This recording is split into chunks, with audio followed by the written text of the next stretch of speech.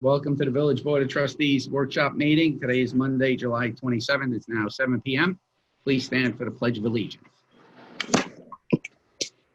I pledge allegiance to the flag of the United States of America and to the republic for which it stands, one nation, under God, indivisible, with liberty and justice for all. And let us once again remain standing as we always do and think about our U.S. military troops. And in a special way, let's think about our law enforcement officers across the country, protecting and serving all of our residents in every state, town, and village. Thank you. Okay, roll call vote. Mr. Barone.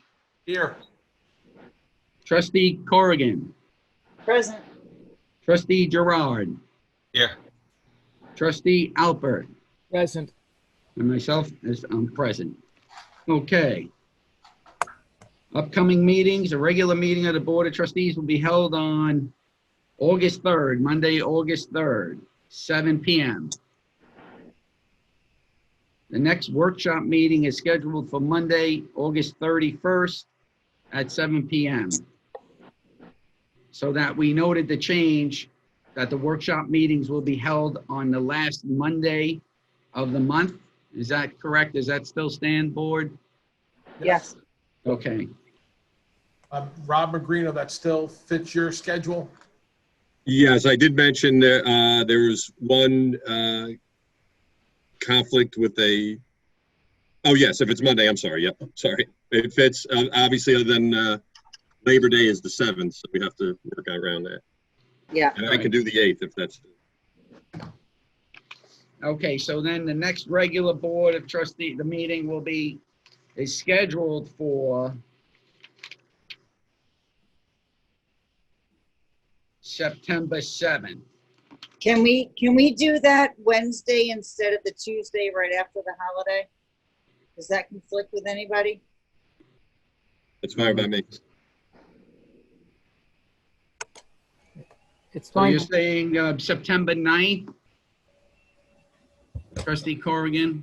Yeah, let me look at the calendar. I don't have my calendar in front of me. Hold on. September 9th is the Wednesday Oh, after the 7th. actually the 8th would be better for me. I'm sorry. Sorry, I messed that up. I had the wrong That's date okay. in my brain. That's the long weekend. Okay. Is everyone good with the 8th? Works for me. That's the, September Tuesday, 8th. the Tuesday, right? That's Tuesday? That's the Yeah. Tuesday, yes. Yes. Good. Everyone's good? Yeah. Yes, Okay. thank you. If we could note that to September 8th. Which meeting? Can't believe we're talking about a September meeting. It's insane. Okay, so the informal presentation by Sam Rottenberg and Robert Bernstein from Le Chocolat, are they raising their hand, Mr. Genito? Are you aware if anyone is? I don't see them on. Let me see if I can turn on the chat momentarily in case they want to do a chat into us. I think they were really scheduled for around 7:10, but I mean, it's 7:08. Okay, if you're there, raise your hand, or if you're on a phone, you raise your hand by doing a *9. But I don't see them raising their hand just yet. Let's double check here, Mayor. It's Fred Soberman raising their hand. Is that one of them? I see Fred Sutton. Let me just, That's not, no, it's Sam That's not it. Rottenberg or Robert Bernstein. yeah, but they may be calling in on another phone, Mayor. Is that, let's see if. Going to ask them to unmute. I don't believe it's Fred Soberman, no.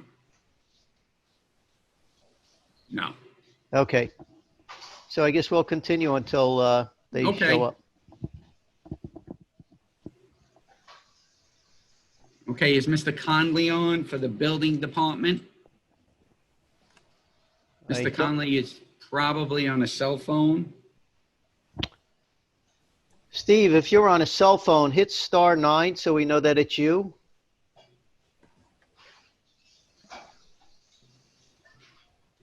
I don't know that he's on, Mayor.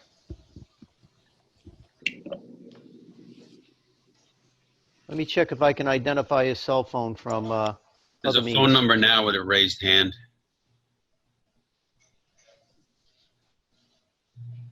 Steve, is that you? Yes, it is, Mike. Okay. Okay, perfect. Hi, Mr. Conley. If you could discuss item 3 that is on the agenda in regards to the resignation and the appointment that you were nominating. Yes, Mayor, it's Frank Wilson, the fire inspector, the present fire inspector, part-time. He will be resigning effective September 8th, and I would like to ask that the board consider appointing Mike Stark. There's a typo there on that agenda. It should be Mike Stark as the fire inspector part-time effective September 8th. Mike is currently a code enforcement officer, and he will be resigning that position if the board is willing to appoint him as part-time fire inspector. And he has already received Rockland County personnel approval on this. And Mike also is currently the county, what title does he hold in the county? Fire coordinator, deputy fire coordinator. Yes, he's the district fire coordinator. Mhm. Correct. Does anybody have any questions? Any concerns? Fabulous choice. I'm so sorry to see Frank Wilson go. He has served this village very, very well and has done a fantastic job and is just a wonderful guy. And for us to have the opportunity to have Mike Stark do this, I think we're not, unfortunately, we're losing Frank, but we're gaining Mike, which is a great thing. Great. So.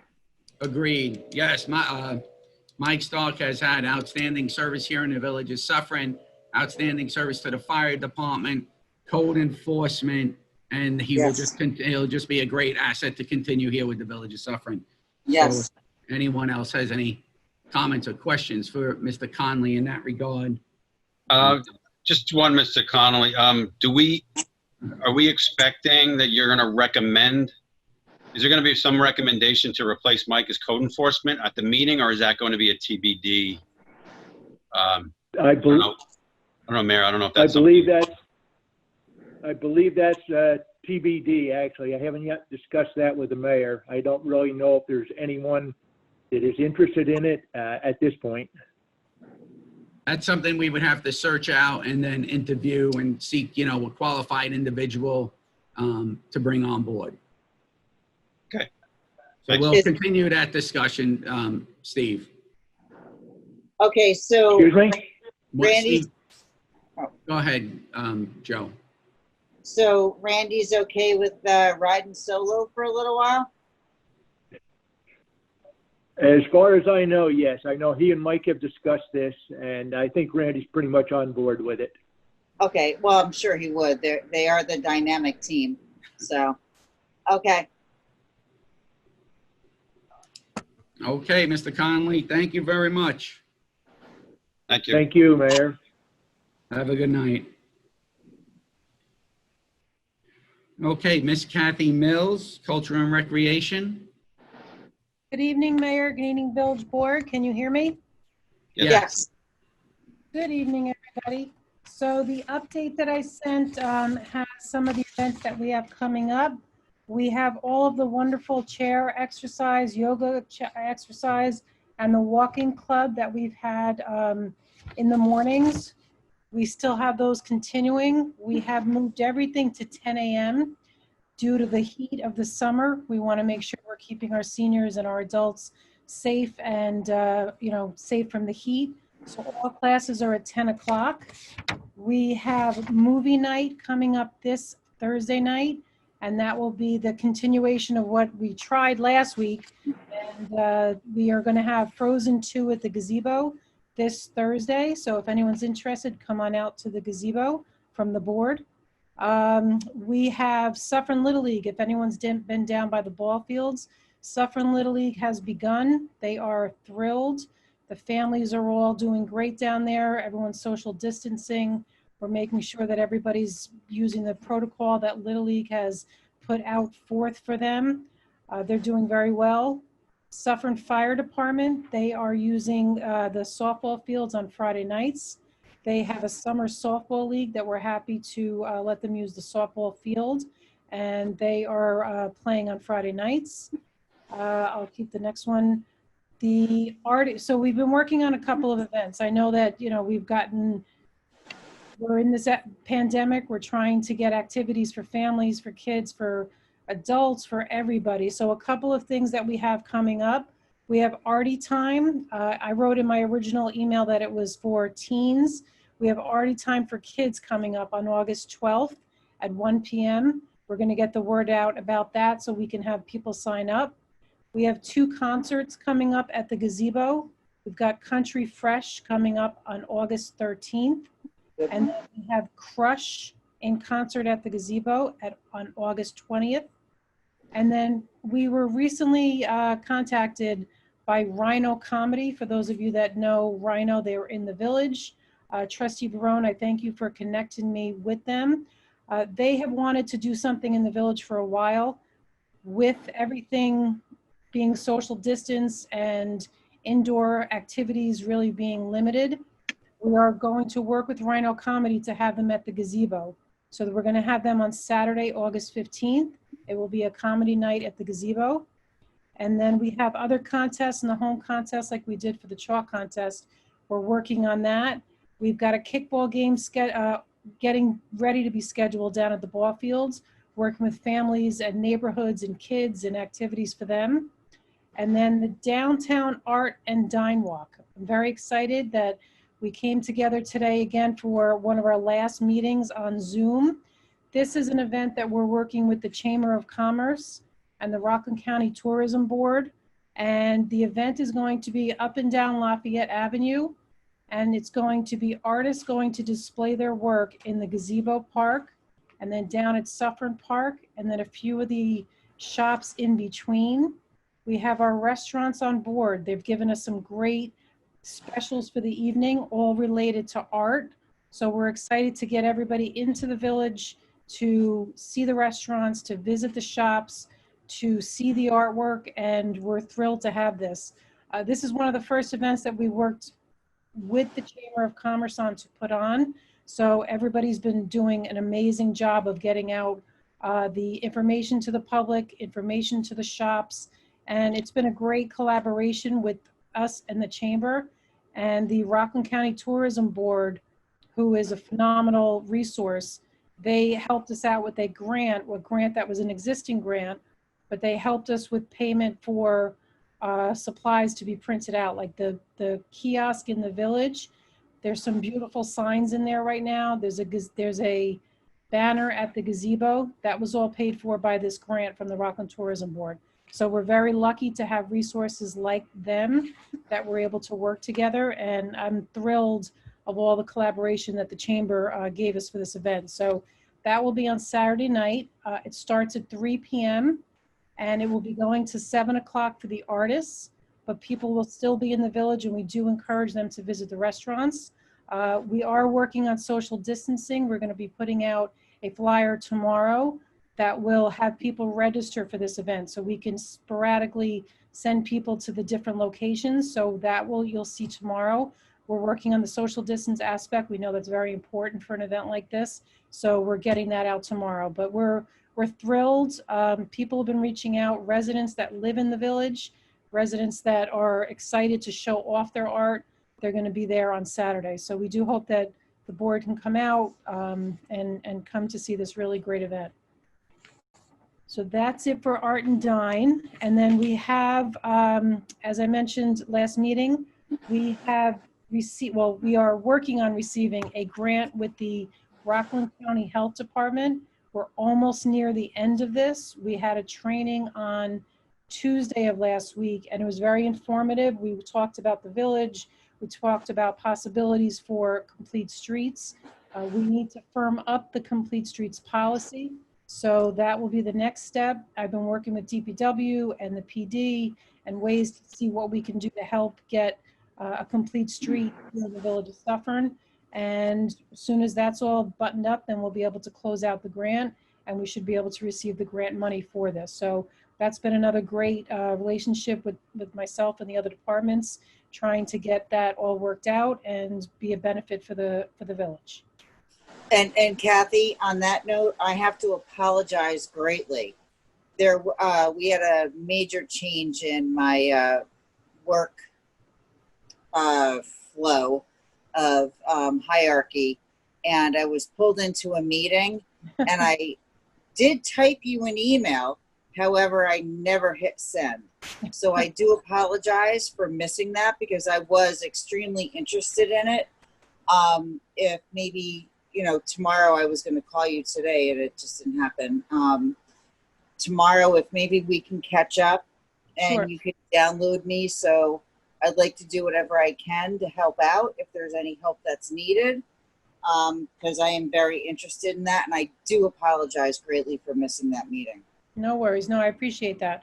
So the presentation, we do have that. I'll be able to email everybody so you can see what it was about. It was Great. extremely informative, and it was very well received. So I'm glad that we did that.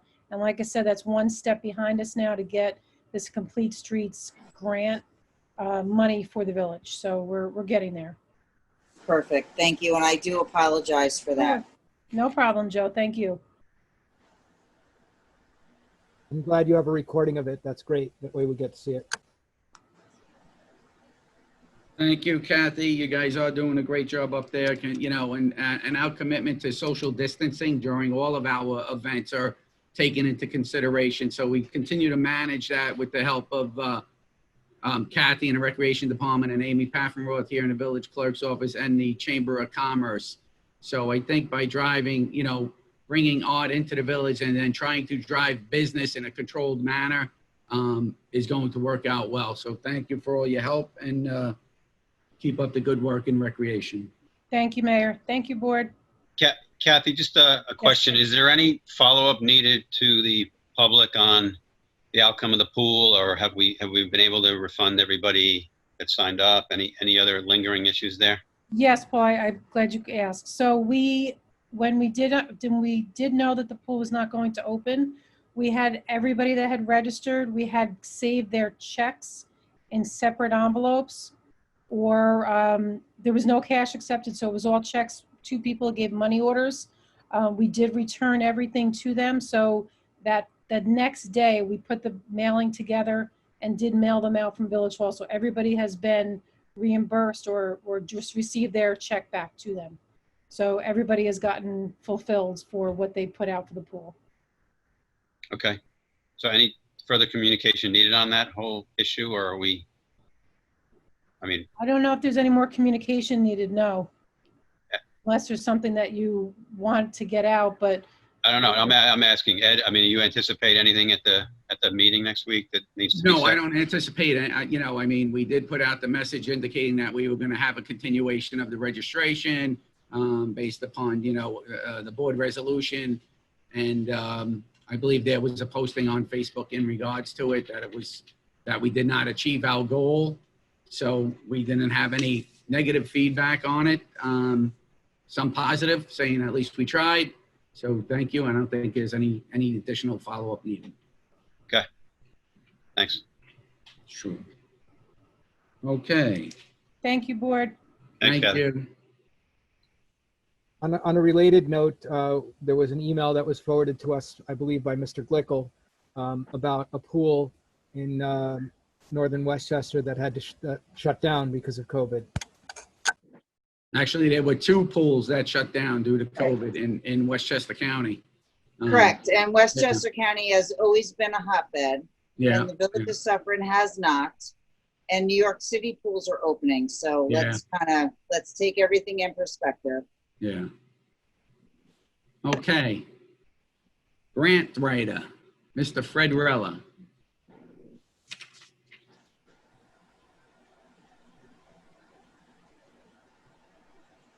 Good evening.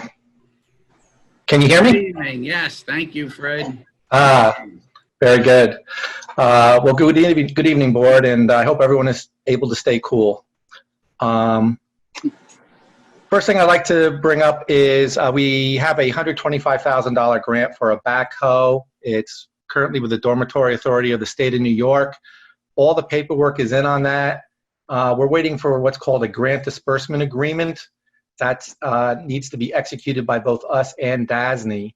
DASNY has been directed by the Office of Budgets and Senate Finance that no grant disbursement agreements are to be executed unless it's a matter of public health or an emergency. So that one is sort of on hold until they release that criteria due to the COVID-19 situation. So they're focusing on emergency and health situations right now.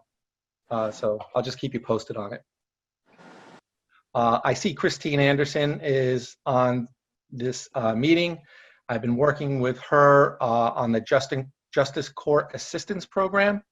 That's a program where we can receive up to $30,000 of funds through the New York court justice system for a number of items that we'd like to purchase within the court system.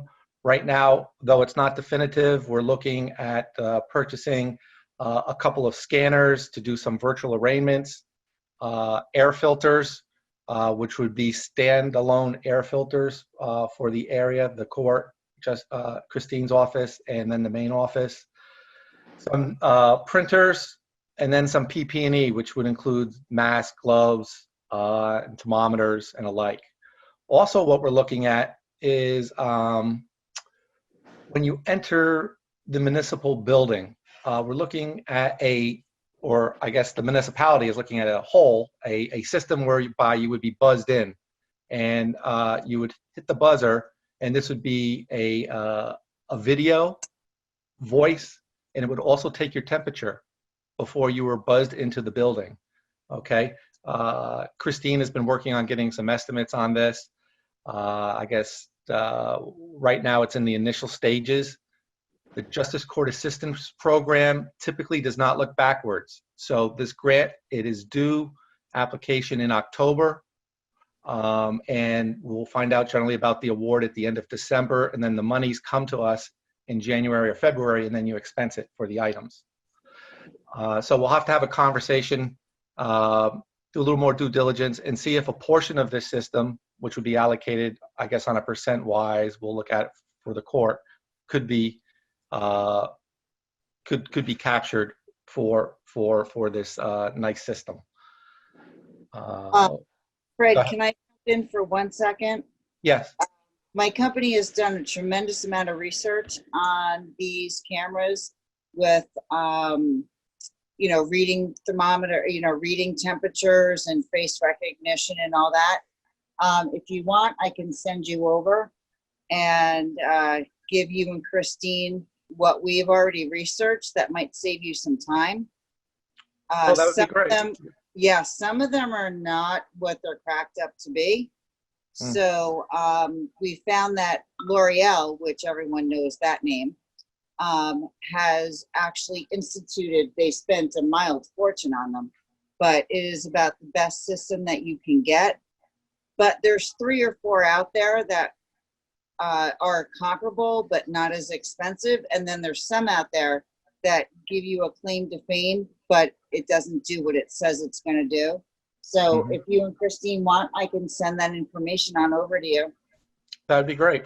Joe, please include the village clerk and myself on that, because we have an open discussion amongst the 3 or 4 of us on that in regards to the different systems. So that would be helpful for all of us. Oh, okay. I thought that, all right. Because I thought with the return to opening Village Hall, that would be a conversation that we had on that team. Okay, yeah. Sure, no problem. Yeah, I just want to see what it is also. Sure. Thank you. Yeah. Once again, that grant, just to capsulize it again, It's a $30,000 grant. We'll need a resolution that will be passed in September once we flush out exactly what we're going to be going for. Application is due in October. The award announcements are in the end of December, and then you receive the money in January or February. Okay. So Fred, that's a reimbursement? Yeah, no, they send you an actual check, and then that goes into an account. That's, I guess, Mike Genito helps out with that. Right, And but I'm then saying, can we make the purchase beforehand? That's typically the answer to that is no. But right. due to the COVID-19 situation, we're going to check, because they throw all sorts of caveats into these grants these days, where sometimes they do allow it. So we do have to have a conversation with the court system to see if they would allow a portion of it, because the system would be utilized for the entire municipal building, not just for the court itself. So the whole expense couldn't go, but a portion of it could. An allocated apportionment of that grant. Right. Yeah. Okay. Right. Is there any chance that we buy this stuff, spend the money, and then we get denied the grant? Yes. I would say probably could be. Yeah, well, the grant has nothing to do whether or not you want the system. The court, let's say, is going to open up in the fall. Okay, I don't know, but let's just say it opens up in the fall. You're going to want that system in place prior to the court being open, prior to you having people go into the building, and et cetera. So the timing doesn't align with this grant currently, from what we know, and the necessity to have the system implemented. So we're trying to sort of take a square peg and put it in a round hole. Right. And they're not all really cracked up to be what they say they're going to be, unfortunately, unless you're willing to spend $75,000 on one reader for the building. But I'll send you, and everybody can have their own decision, of course, but I'll send everything out. Well, Charles, also, this may not be the only egg in the basket as far as being able to subsidize that system. So there are some potential other grants out there which may be able to help out. Okay. Perfect. All right. I've been having some conversations with Michael Genito about archiving our records keeping, and the New York State Archives has a grant which they float annually, and it's due typically in February or March. And we want to have our payroll archive, birth and death certificates, and alike. So it's quite a long process, and we'll have to be working on it throughout the fall in order to get the application in the springtime. But that's something which would be very beneficial, because when you walk into the clerk's office, the main area, and you look on the shelves, you can see all the books with all the handwritten birth and death certificates and the like. So this would be great, because you could just call it up on a computer and print something out. So it'd be wonderful. Yay, that sounds like a perfect one. The last thing I want to mention is we have a number of grants, and a lot of them require a lot of paperwork. And this paperwork, a lot of time, it's not easily to gather, but you have to get it together. You have to put it in the right format, and you have to get it in a timely manner over to the appropriate individuals in order to get refunded.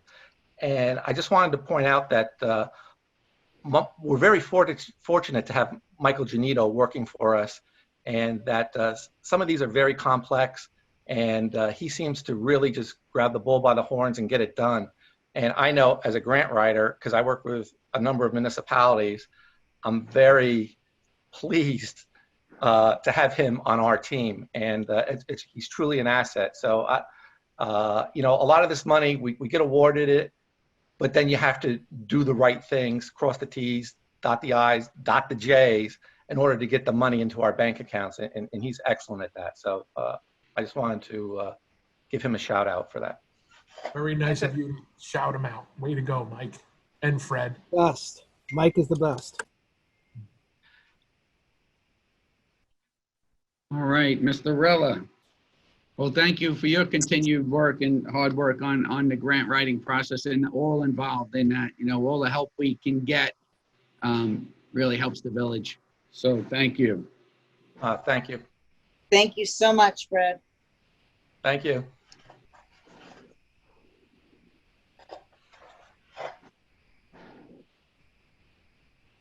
Okay, up next, Chief Osborn, Suffern Police Department. Good evening, Mayor. Good evening, Board.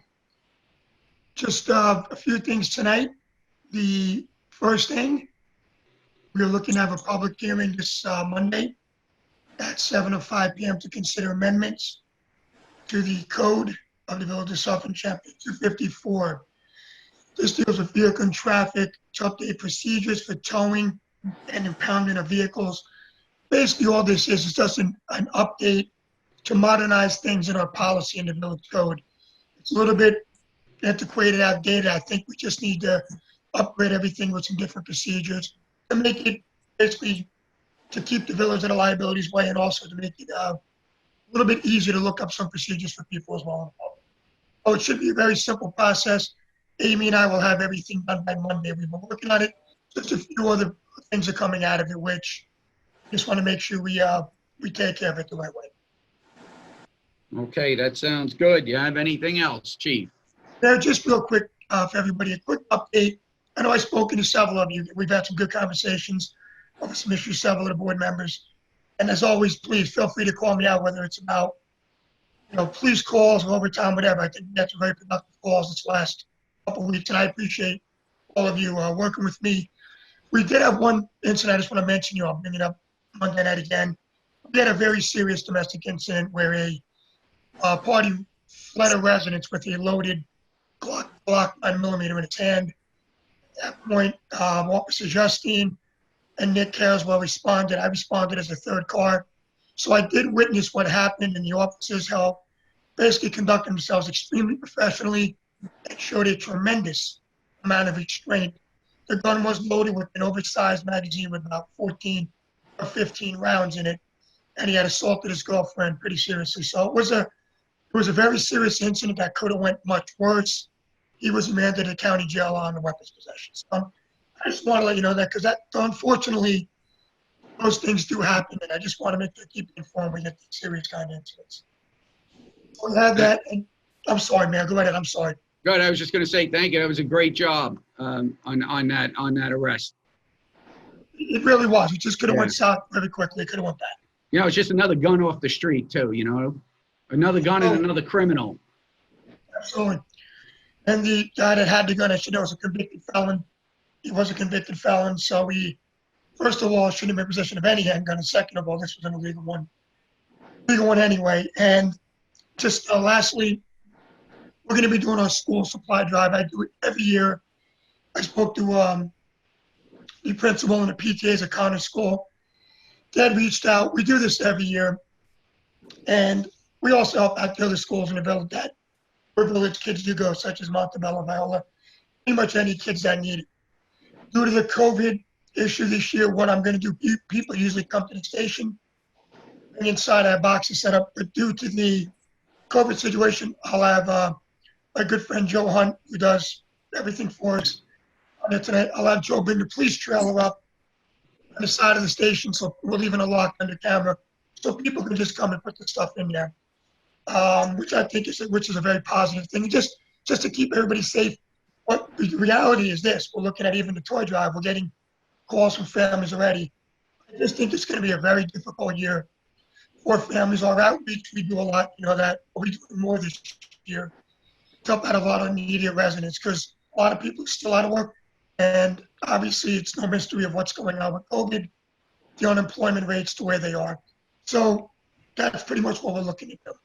And please, as you always know, just like I said before we've spoken, feel free to call me anytime. I'm here for you guys anytime, 24/7. And that's it. That's all I have to report tonight. Chief, what about the overtime report that we discussed at the previous workshop? Steve, I actually sent that to you guys. Yeah. No, I received it in the mail, but I discussed that at the previous meeting that this was something we wanted the public to be able to chime in on and have the information at the workshop. Actually, the last phone call I got from the last meeting from all of you was that the number was fine unless something changed I wasn't aware of. The number was fine to be discussed at the meeting. So since the chief is questioning this, perhaps I should just read the number from the email. Would that make sense? Steve, whatever. If you have the information, you have the that's what I was information. asking, in front I of you. want the public to have the information, sir. Yeah, That but is- Steve, that's fine, but I was told by all of you that were at the meeting besides Trustee Girard, as you called me on a phone call, a conference call, Let's that's the number, and that's what I did. Chief, let's take a poll of the other trustees. Mr. Girard, how do you feel about this? Would you like the number revealed to the public? Well, I mean, to the extent that the public joins the workshop, I mean, that's usually minimal, but, you know, you know, we record it, so I guess it becomes available to them, that's fine. I mean, I wanted to make sure that we as a board were updated with the number so that, you know, we're aware of where we stand on this, you know, this particular line item, because it's been tough to keep on pace with budget for the past few years. So I wanted us to be abreast of it week after week. I mean, I'm sorry, month after month. You know, whether the chief chooses to send it to us in a report, or whether we want to make it as a topic in case we want to discuss here, I mean, I think that's up to the team. But, you know, I just want to make sure that we're aware of the number month over month, so that we're not only finding out that it's a budget risk when we're approaching the number and we need more And contingency. Paul, if I can just clarify, Paul, I have no problem giving it. I was just told to send it. That's the only reason I'm saying it. I have no problem. We're trying to get, there's nothing, Guy. These are numbers that obviously line up with the amount of officers we have, and we've spoken about it. What was stated at the previous board meeting, that you wanted to remain within the budgetary restraints of the overtime budget for the police department, and that we would be monitoring the monthly overtime report for the police department, and which we all agreed upon, and the information is disseminated to the board on a monthly basis for all departments, not Right. only the police I department. understand. Is there some reason that the public cannot be apprised of this information? No, Steve, I think there's been some miscommunication. I honestly, because you and I spoke today, and I sort of broke it down. We were talking. I didn't know you wanted anything else in that, because the last meeting was just, I have no problem advising the public. That's not the issue at all. And Steve, the number is very simple. I just got to look it up, because I honestly thought by sending it, that's all you wanted. And the number was $25,840. Thank you. And Thank you. $9,879 Want it on the public. was a My point is, I just want it on the public record. That's all. Hey, Steve, I have no problem with that. I actually just want to explain it, that $9,879 was equated to the last budget, probably because of the way the payroll worked. So $15,963.41 was from this for June. But honestly, that's all I was looking to give, unless I missed something. I think the board, I thought, Chief, thought the same thing. Chief, can I ask you a question? Sure. The main driver behind the overtime, what is? It's manpower shortage. It's not enough officers. So, Manpower. All right, thank you. Thank you. And we're working on remedying that also. that's the large majority of it. It's very obvious. It's the driving force. Everything else is, we have a small amount for court, grand jury. We had some rallies here, which took some, but that's really, it was basically for overtime and short office. That's pretty much. Great. Okay. All right. Is that good, Mr. Alpert? Yes. Okay. Yes, thank you. I just Okay. think the public should be apprised of it as well as us. That's all. Thank you. Oh, Steve, I have no problem. I apologize. I thought by sending you the number, that's all you wanted, but it's no problem. I understand.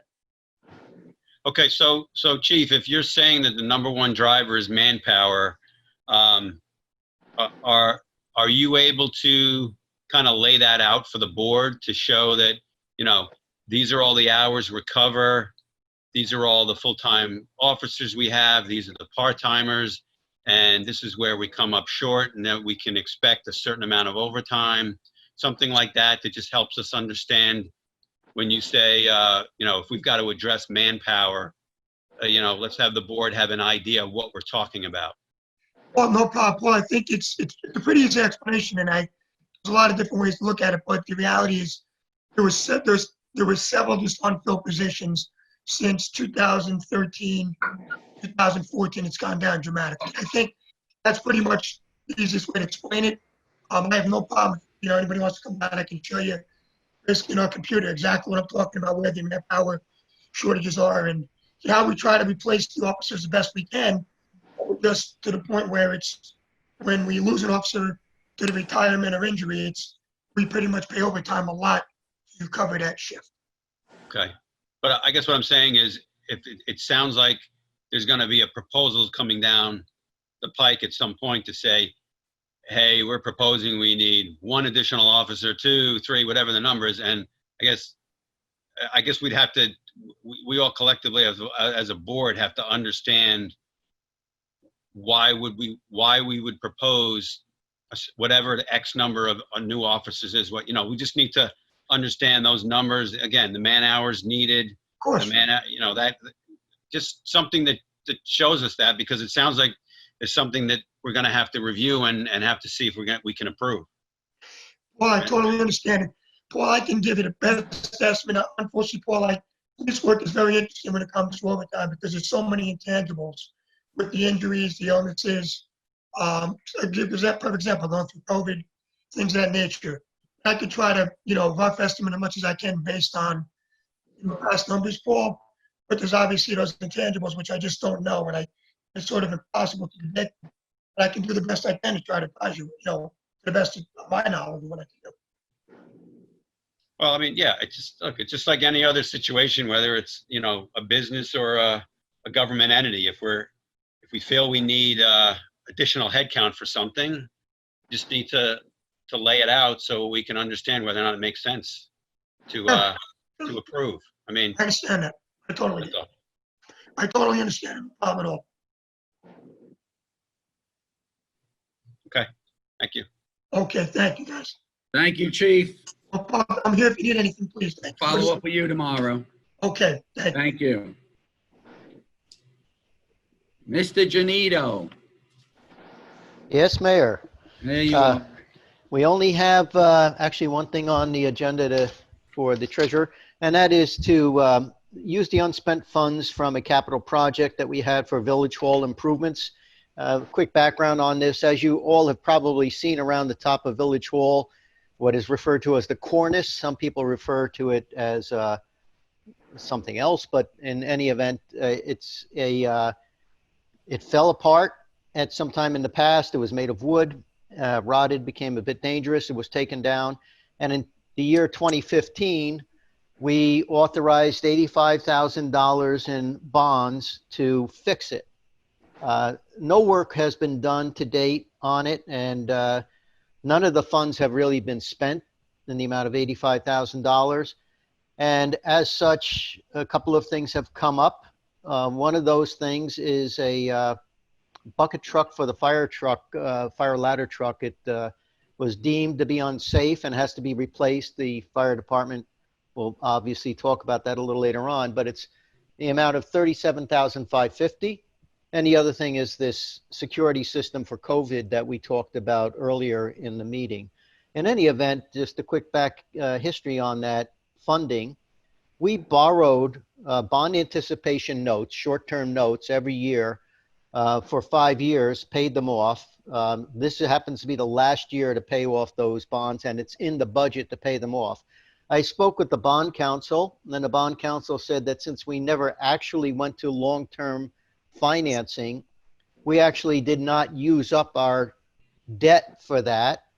And since we paid off the notes and are going to pay off the final payment this year with operating funds from the general fund, then that money is available to us. Right now it's sitting in the capital projects fund, but can be transferred back to the general fund and utilized by the general fund for the bucket truck and for that security system we mentioned.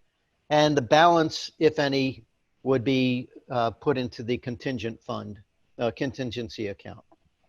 That's what this resolution is. So let me understand this. So since 2015, we've been paying off a loan that we didn't actually use? Correct.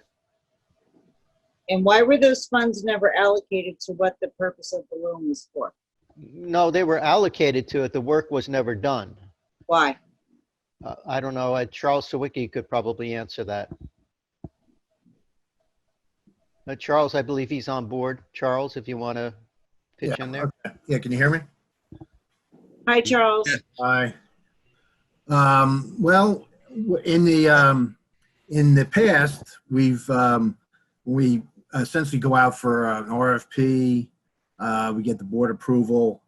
Once we have the RFP put together for, let's say, engineering, or it might be for the construction itself. Once I have a cost, that's generally when we go out and get the money approved.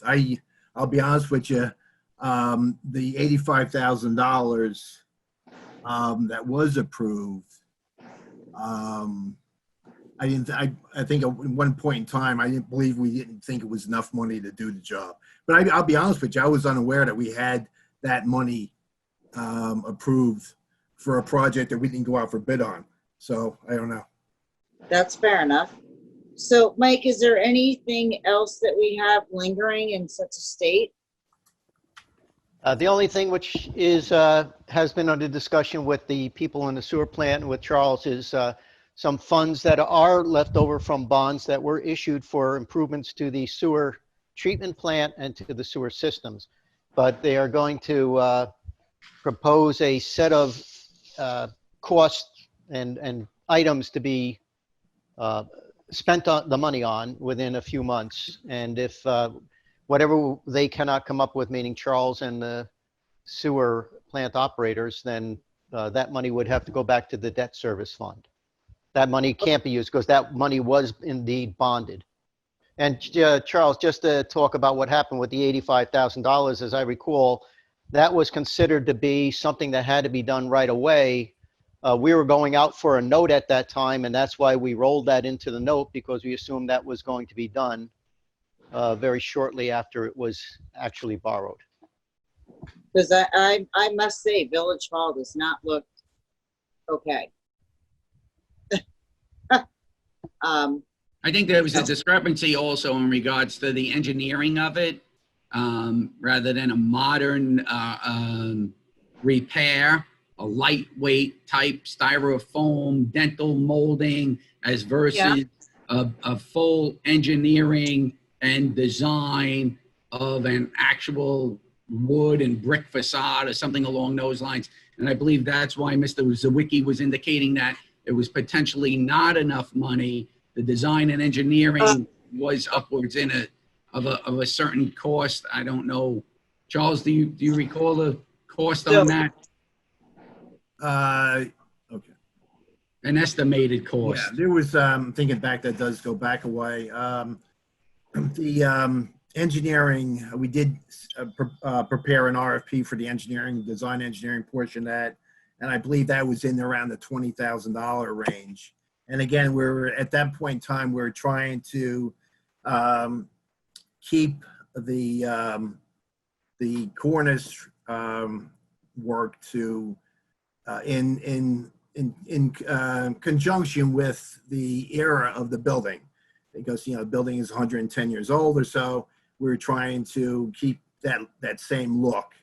So and obviously that becomes more expensive to try to do that. So absolutely, we've had some there's an old saying, Charles, and you and I have always talked about this old saying: when you own an old home or an old building, you have to decide what you want to replicate and make it right. So Ed, you knew about this money that you were working on that project, and we didn't fulfill making Village Hall look like a decent place? I'm a little confused.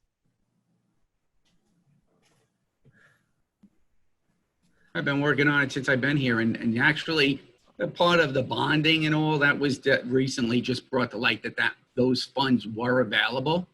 Same as Charles was under the impression that I don't know if those funds were actually available. I don't know if now I know those funds were available. So, and we're still working on it. I have some questions. I made a suggestion in the past, and I'll remind everyone again of it tonight. How about if we get the DPW to go up there in a bucket truck, caulk up the holes in the brick, and paint it blue, And when you drive by the street, I don't know if it will catch your eye in a negative way. It kind of should be green, not blue.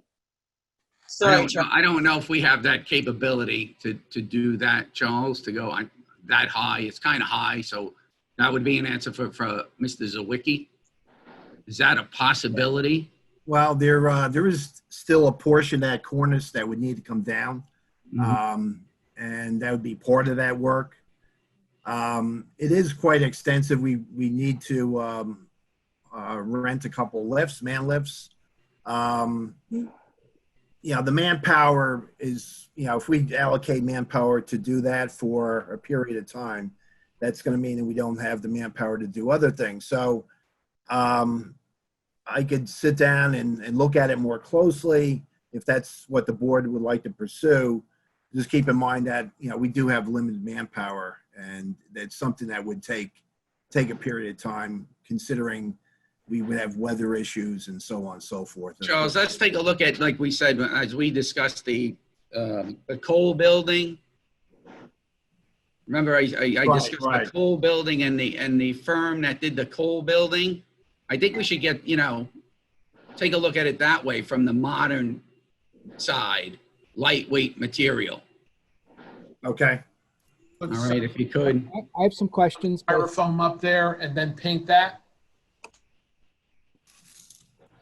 Well, it depends on what the product is. If we can get hammered out tin with a wood backing, which would make more sense, so you don't have to paint it all the time.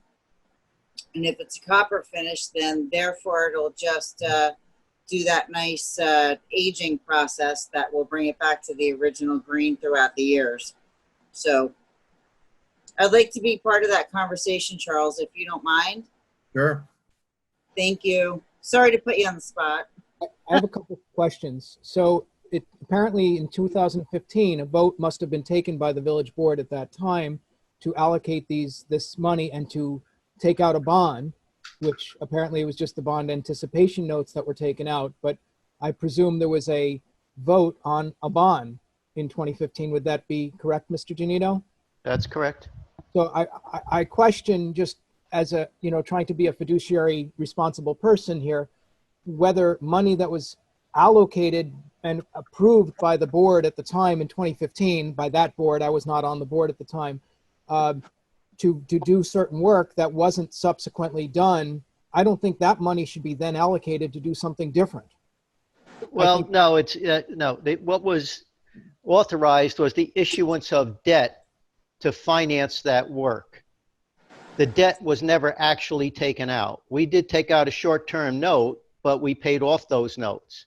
So in other words, there really was no debt that was actually impacted by it. So the funding for that, we can go out once again, if a project goes out and it's up to $85,000, that the board can go out and take another bond anticipation note, and then ultimately bond the money if they don't pay it off.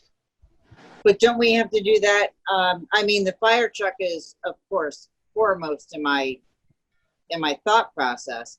But wouldn't we have to do that for repairing the fire truck as well? Well, no, because if you take the $37,550, you take that out of the $85,000 that you're getting back. So you don't have to bond that money, no. And you don't have to pass a resolution to bond the money. Okay. Now, that gets back to an email that I circulated a few days ago about the fire truck. It was not mentioned in the police chief's report, but it was mentioned in the report from the repair shop where they got an estimate for that $37,000 and change to fix the fire truck, that the cause of the damage was some sort of accident involving a light pole. So yes, I checked with the fire chief about that because I was going to call the insurance company if it was indeed an accident of that nature.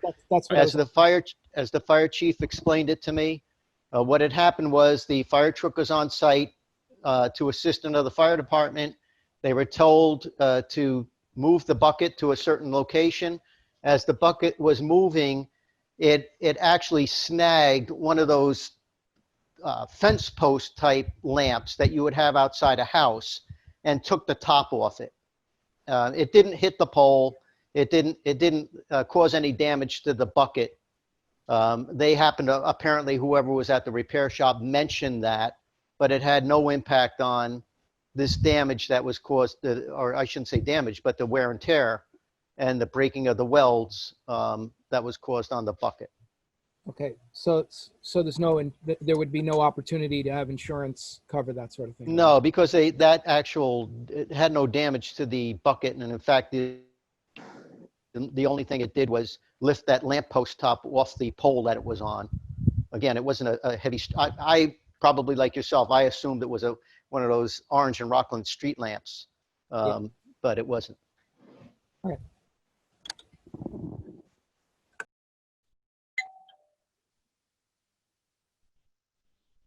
Thank you, Mr. Genito. You're welcome. Okay. Next up, Chief Kaufer, Chief Jeremy Kaufer, are you on? I'm here. Can you hear me? Okay. There you go. All right. First up on the list, new members from the Hook and Ladder Company, Derek Goff and Corey Wooten, both over 18-year-old members. Yeah. Okay. And from the Suffern Hose Company, we have Curran Skoglund, Dovie Landau, and Hudson Van Sickle. They're going to be entering the 16, 17-year-old program. Okay, that's good. Building up the forces. Great list, Jeremy. Great list. As Mr. Genito just discussed, the repair to the tower ladder.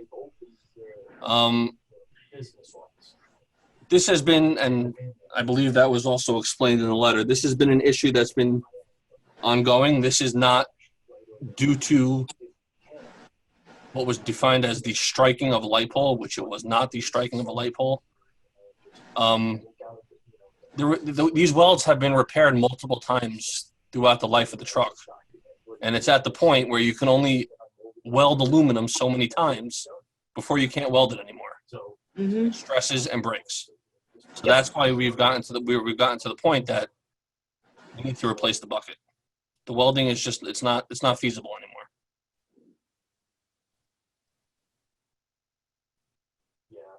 Any questions? Okay, no, that was a good explanation and reasoning behind the bucket and the welds breaking. I mean, it is what it is. It needs to be repaired.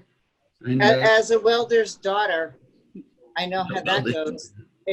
Seriously, my father's a welder. That's how he made some decent family money for us, because you can only fix something so many times before it just doesn't work anymore. Exactly. Can't have a platform that does not work for the fire department. Next up on the list, if nobody is aware, or if you've been following all the legislation put out by the governor, legislation was passed regarding LoSAP during the COVID-19 pandemic. Obviously, certain members, those that are more prone to illness or elderly that were not leaving their residence, were not able to maintain their pension points. So the governor has passed legislation that provides stipulations how these members who in the past would normally make their points can receive 5 extra points towards their yearly response. We spoke to our LoSAP administrator, which is Penflex, Dan McInerney, and he spoke to them. There's a specific way the resolution needs to be worded, how it needs to be written. So they will prepare that resolution and provide us with all documents and take care of all the forms that need to be completed for a cost of $300.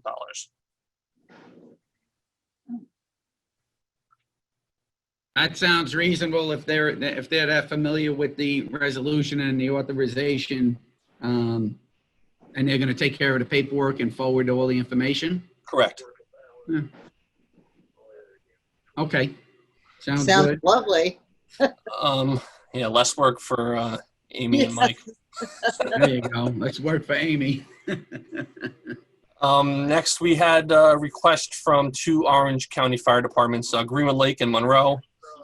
As of today, they are one of the few counties left in New York State that is going to be holding their annual parade and convention for the Firemen's Association. Okay.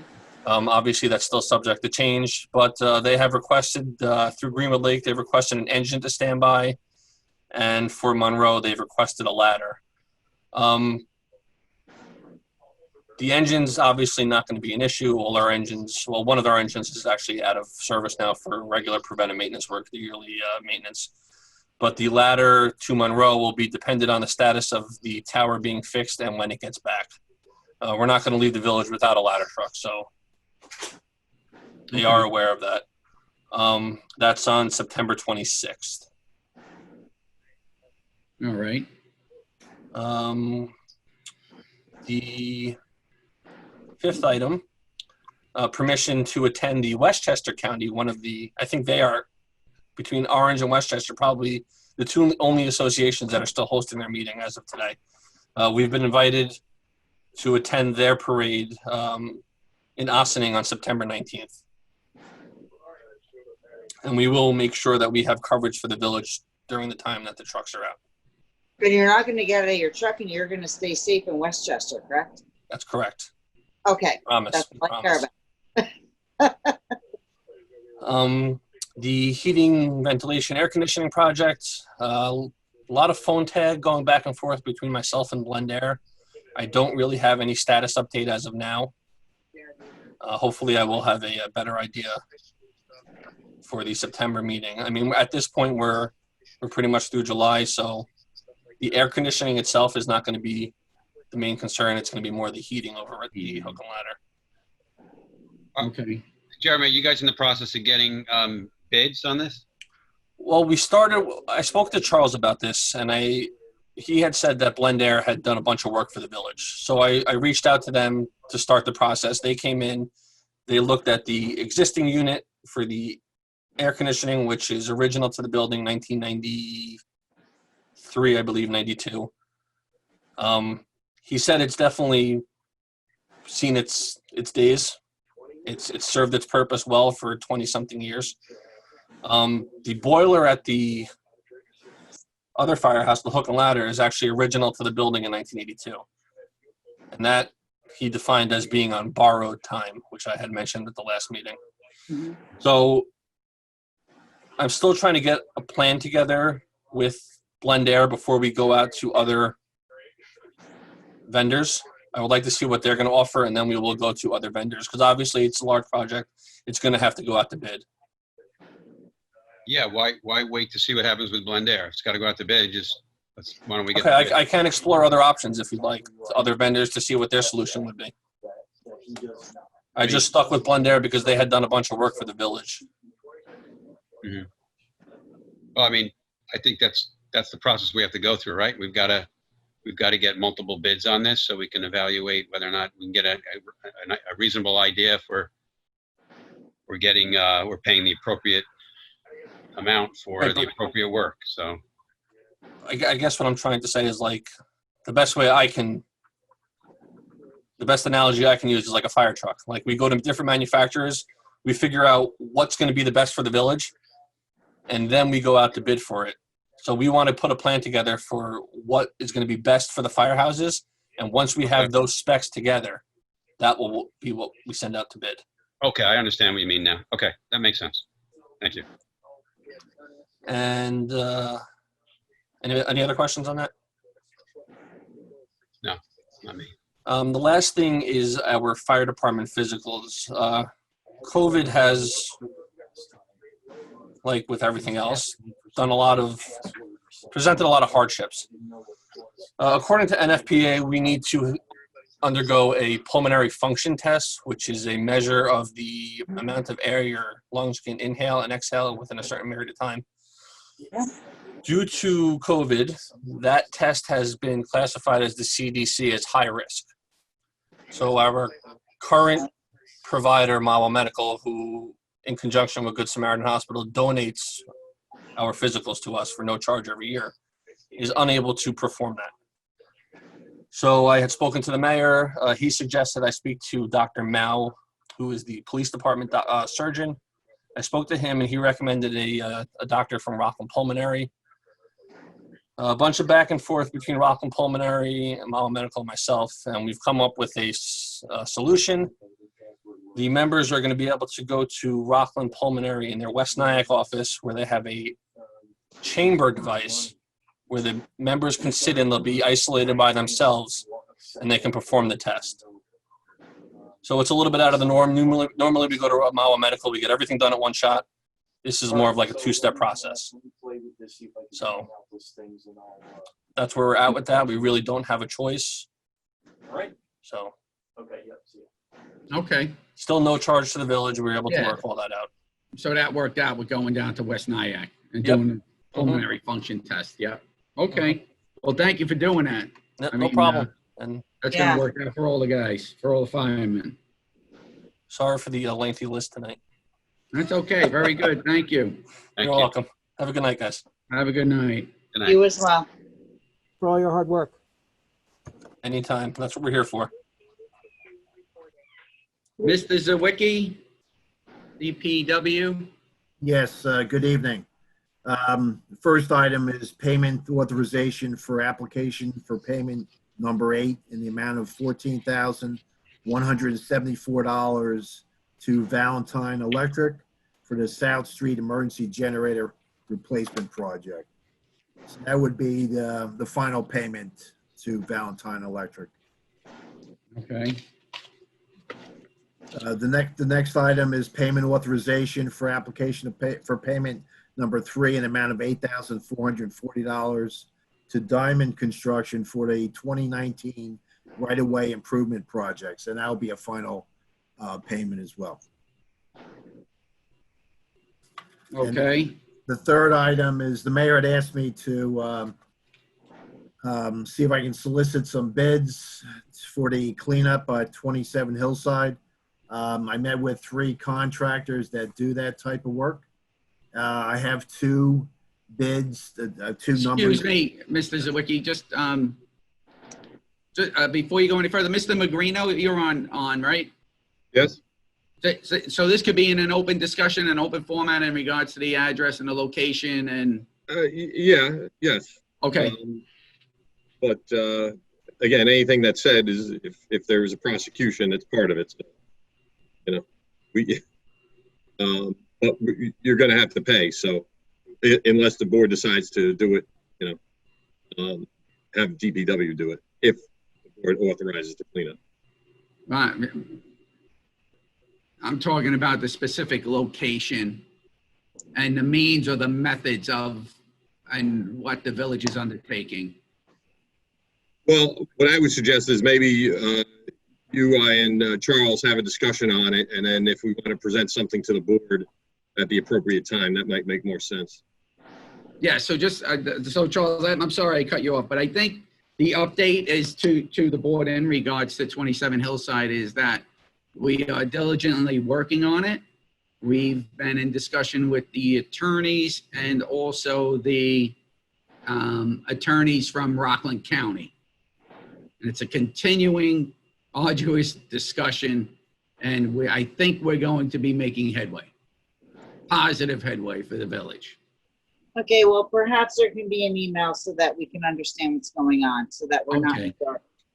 Yeah, I mean, I can say, and it's probably, you know, appropriate notices have been sent, and I think a resolution for the board to entertain if the area is not cleaned up will probably be in order next at the meeting, August 3rd. I'd like some history on what's happening now before we have to go to that decision. Sure. Sure, okay. Okay. Thank you, Mr. Sawicki. Does anyone have any questions for Mr. Sawicki? Thanks for everything you do, Charles. Okay, thank you. Actually, maybe as long as Charles is on, I was going to suggest that we look at the contract we have with JCO down at the sewer department, and I don't know if we could, you know, we could get some bids. My understanding on that contract, I know that it was shared a couple of months back when we were doing budget. is that, we kind of had to, we had an urgent situation with village personnel running that facility, and we had to have JCO jump in and help us out. It seems like they've done a good job with us, but it's been a few years. It probably should be a contract we should probably look at again. Charles, I don't know if that's something where we could get some additional bidders. I don't know. What are the thoughts of the rest of the board on this one? Because I think my understanding is at the time we kind of had an urgent need and we couldn't do a bid. Well, right now would be a pretty risky or dicey time to be seeking that with the upgrades and the modifications and the engineering that is being developed currently with JCO. And Why? What's going on with that? The engineering firm for the upgrades and modifications and the plans that are being Delaware. drafted. But have they been active during COVID? Limited. Okay, so it's not really that active. Okay. Yeah. Charles, can you speak to the points and the update to provide the board in regards to the upgrades and modifications and the interactions with JCO? Well, yeah, as what was mentioned, the design engineer is Delaware Engineering, and they are interfacing with our operator.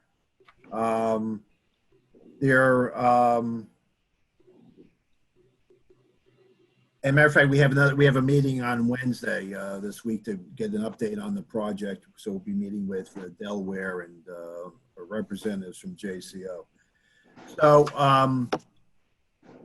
I would say that it's based on what we're contracted with JCO. Is there? I guess what I'm hearing is there a better opportunity or is there a better deal for the village to operate the plant? And that it could be possible. The other possible scenario could be to sit down with JCO and see if there's any room in maybe renegotiating the current contract. That might be another scenario that you might want to consider. I know the mayor had mentioned about we are counting on JCO for their operating expertise at this current moment. Is there other operators that could do the same? Or, I would say there's a good chance that we would find somebody. But that would be really totally up to the board if they wanted to, at this point in time, take a look and see if there's any movement on the price from JCO, or maybe if there's a better overall cost from another operating company that could actually operate the plant. So, Charles, can I ask you a question? yes. Would it be fair if I summed it up that, the sewage treatment plant, we got in a little trouble. JCO bailed us out. They did a great job. And now things are calm down there. So maybe we could revisit the contract and see what the future could be. Yeah, I think that's one possible scenario. And that might be something that, based on where we are at this moment, might be a better scenario. And maybe it's a better scenario still with JCO. Right, but Yeah. we don't know. Yeah, but right. We don't know. I mean, I think there might be worthwhile to have that discussion with them, because things are a little bit more tame than they were a couple of years ago. So there may be an opportunity to get a better price from them and continue operating the plant. I'm not sure. And now that things are a little bit more tame, could you envision that they do a little bit more or a little bit less going forward? Yeah, I think we could look at that contract and identify some of the items that could be taken care of by our village personnel. at this point. I think these guys are a little bit more seasoned than they were 2.5 years ago. So that might be, justification to get a better price from JCO. So it might be worthwhile to look at that. Well, So we can open up honestly, that discussion oh, and see, sorry, Ed. see what, I'm sorry. We can sure have that discussion. Just keep in mind that JCO hasn't raised their rates in the last couple of years. I don't think they've raised their rates at all. So, there is opportunity. If there's opportunity for a discussion, why not have it? But in the middle of this upgrades and modifications, this huge undertaking and project is concerning. Well, I think, yeah, I think but no it- one's. But go no ahead, one's, Joe, I'm sorry. But no one's saying to change it. I think, No. and quite honestly, I really feel like we should look at every contract and everything, because next year's budget is going to be hellacious. And we really need to start thinking now, because next year is going to be horrendous. So I think anything that we can all dig our teeth into to find out what's going on, I think that's the most important thing to do, so that poor Mike Genito is not scrambling and we have to figure out a budget that's going to be double digits again. I don't want that. And we may be, because of this pandemic and all the costs that we've gone through, but I do think that we need to start looking at absolutely everything across the board. It's not an attack on JCO. It's what we should be doing as a responsible board. I agree with Joe. I mean, there's no reason to get some estimates and get some bids and see if there's opportunity for savings across the board, not just with JCO on the water plant, but also on the sewage plant, but also on other contracts. I agree completely. We should look into things so that we can sort of nip it in the bud if there's any opportunities for savings. Sounds good. Will Correct do. me if I'm wrong, but I do think that is our biggest contract. It is, Charlie. Monthly It operation. Right. It makes sense to look at it. And like I said, and like Chuck said earlier, he said it well, that, our needs have probably changed because we've certainly had a lot of work go on down there over this period of time. And Right. we were in a difficult position then. And, now we can reevaluate what our needs are today and going forward. And, let's see what the requirements are and how different it is to the current contract. And like Chuck said, it's the biggest contract we have. It makes sense to put it high on the priority list. And no reason the future cannot include them. Right. Absolutely. Totally agree. Great idea. Sounds good. And I do want to add, I do think JCO is doing a fine job. So this is just really an exploratory sort of thing. We should see if there's an opportunity to save money. Okay. All right, sounds good. All right, next up, Mr. Magrino. Yes, so the first item is with respect to the special permit request from 475 Beacon Partners. That's the club for cigars. No. I don't believe we've received a formal special permit application. I'll check with Amy on that, but I have not received anything. I'll reach out to. No, we didn't receive any formal application, no. Right. What they did the last time came in informally, as the code suggests. So, this is a special permit, which means it's permitted in that zone, provided they meet certain requirements. So the board is obligated to hear it. But we just don't have the formal application. So I'll touch base with Amy tomorrow, and maybe we'll reach out to the applicant to see either they missed it or maybe they plan on putting it in for next week's meeting. But it's a public hearing, so we have to do 10 days notice.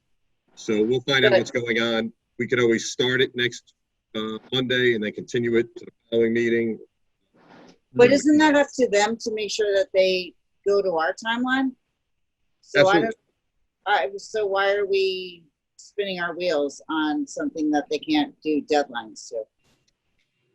That, I don't know if they misunderstood the process or not. I thought it was, my recollection was they were going to submit it, so they didn't, Right. you know, So in time they to schedule didn't, a public so hearing they for next week. missed this meeting cycle as far as I'm concerned. Yeah, and, you know, on that topic of that project, you know, when I walk by the back of that building, the back driveway that is off of Chestnut, where they had the, I think that was where they designated 3 or 4 parking spaces. It's currently a fire lane now. I honestly don't see how a fire truck could get between, if there were parking spaces there, the opposite side of that are parking spaces for the law firm there. I don't see a fire truck getting between those two. Yeah, though, again, that's something that would be the subject of the public hearing when they make the formal application. Yeah. I think they're scheduled to come before the board, Joe, on Monday. I think they were But going to. they didn't file anything yet, so. No, I think they were going to lobby the board on Monday. I'm not sure. But we'll just keep that in mind. And going to that point, Sam from La Chalk Lot, they missed this meeting. They are also coming on Monday for the informal. Well, but we should be workshopping these and not, we should be workshopping these and not doing village board on them. Well, the only thing I'll say on that, if this one in particular, La Chalk Lot is different because they're kind of presenting something for his own change. So that's something you may want to workshop. I agree. The other one, it's a special permit application. They did come before the board informally. They can, you know, if they now can submit a formal application and we start the public hearing process. So usually with a public hearing, you don't workshop it because the public hearing is, you know, a separate and distinct application or item. So. Okay. All I'm saying is, but the public hearing, it wouldn't be, I suppose you could start it Monday if they had everything in, but it really requires 10 days notice. So, you know, you really couldn't issue it or vote on it until we had appropriate notice. But that's, I just wanted to make that distinction between the two. They could still put the request in and lobby the board. Well, they could still have an informal, right? And to Joe's point, I mean, this could have been part of the informal, which they already started. So, right, there's nothing wrong with that. Okay. The next item is really an item for Mike with respect to Labor Council. The retainer speaks about the retainer agreement speaks about keeping level and just the logistics of it. I think Michael and I had discussed he'd like authorization to, I guess, pay more. And Michael, I'll ask you to chime in rather than have to ask permission each time. Again, Richard's been with us about 3 months, I think. So I think the board sees, you know, kind of the pattern there in terms of billing. Yeah, if I may, the issue is really just the level of the retainer that we have on deposit with Richard. The situation is this, is that the current agreement is that whenever it drops below $2,500 and the retainer amount is currently $5,000, when it drops below $2,500, he advises us and we're supposed to send him money to bring it back up to $5,000.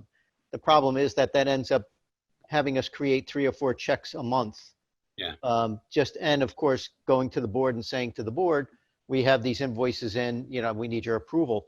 What I'm recommending simply is that we increase the retainer to $15,000 and then he can still notify us when he drops below the 2,500, but more than likely, he wouldn't have that situation in the course of most months.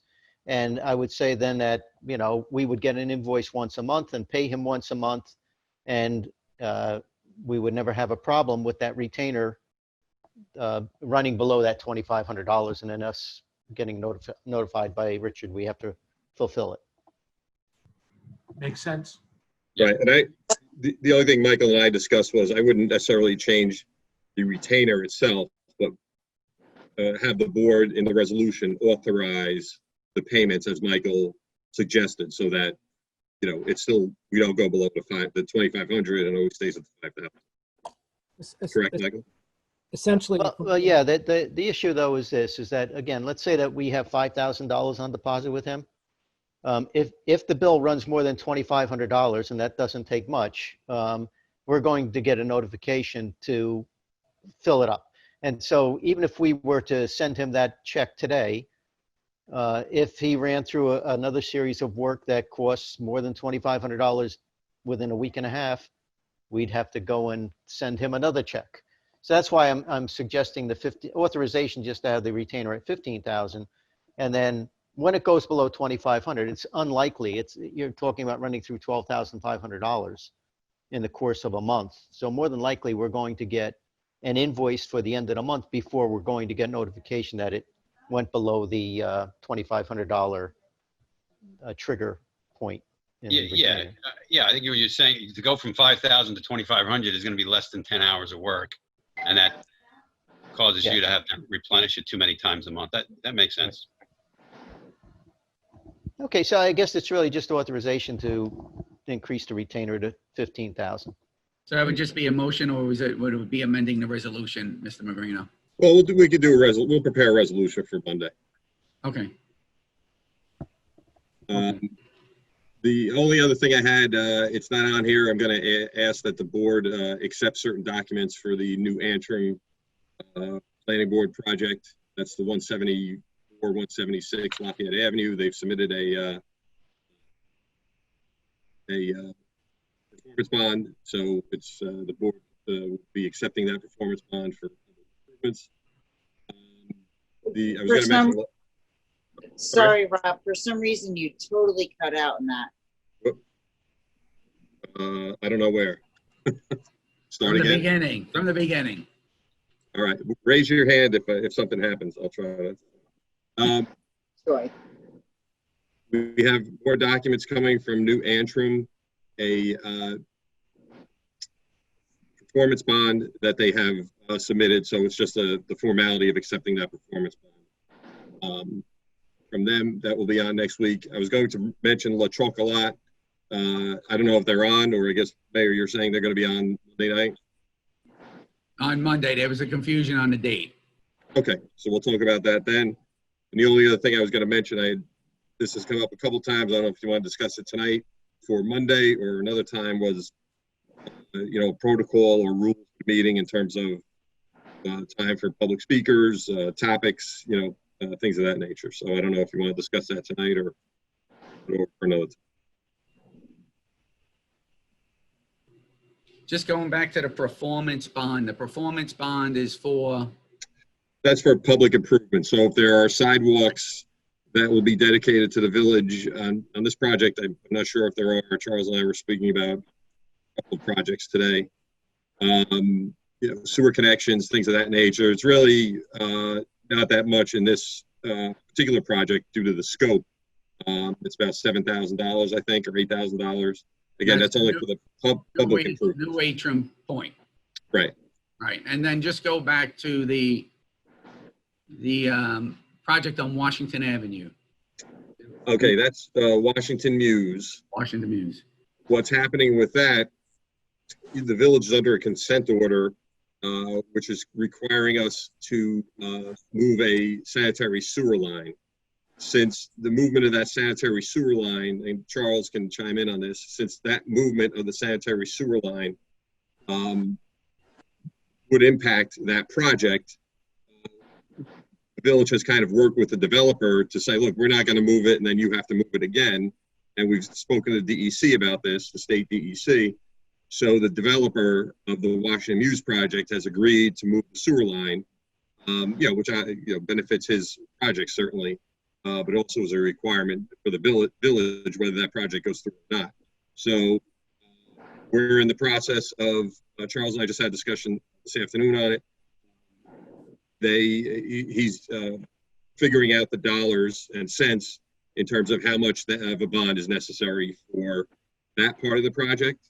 And then there'll be a separate bond, or we may combine them. It depends. For the public improvements I just mentioned. I know that there are sidewalks that they're putting in, which will be dedicated to the village. And again, sewer connections, water connections, things of that nature. So I don't have the final numbers, Charles. I don't know if you have them yet since our conversation, but that's something that he and I are in discussion with and in discussion with the applicant on. So that's going back to the surety bond to the village to ensure that he does the project for us to conform to the consent order. Correct. If he starts and then walks off the job, or, you know, whatever happens, theoretically, we call the bond and we get the money to, you know, pay for that either by getting somebody else to do it or doing it ourselves. But that's why we get the bond for that. Thank you.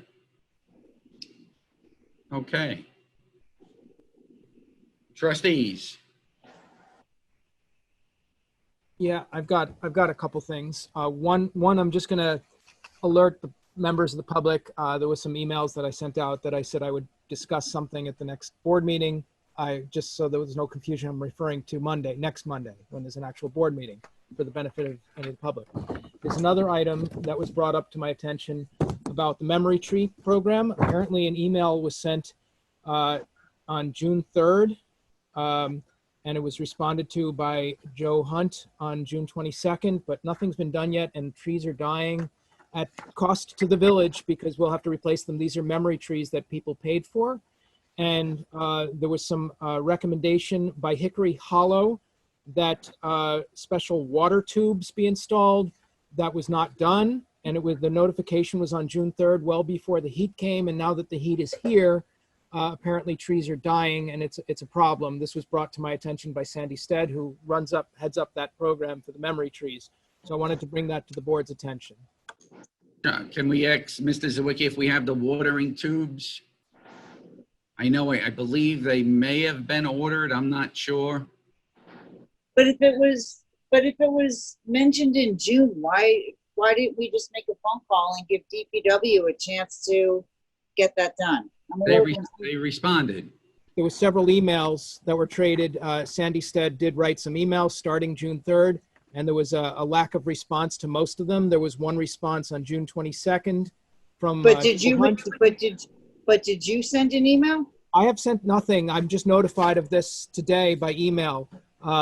So I'm just reporting it to the board that basically there's been a process that was supposed to be followed because the village is responsible for maintenance of these memory trees that people have paid for, but the village has not done their part. And apparently these, I'll show a picture, I don't know if you could see it, these water tubes are only $14 each on Amazon, so they're not expensive, whereas the trees are several $100s to replace. So I do want to point that out, that this was a simple fix that was not done. Mr. Sawicki, are you aware of the watering tubes, collars, whatever they are?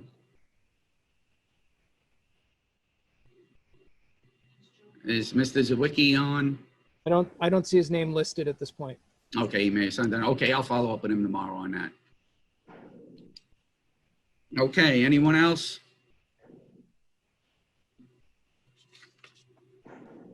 Okay, on that, that's it. I'm going to say good night. I say thank you to the board and to the entire staff. It was a productive meeting, and we'll talk during the weekend next week. Motion to adjourn. Stay safe, everyone. Motion. I'm sorry. Motion. I don't know who that was. I'm sorry. It's Paul. It's a free for Okay, all. it's Paul. And I didn't see Paul. I'm sorry. So Trustee Girard. Sorry. Second by Trustee Corrigan. Is that correct? Sure. Okay. All in Yes, favor? second. Aye. Aye. Aye. Okay. All motion passes. Thank you. Have a good night.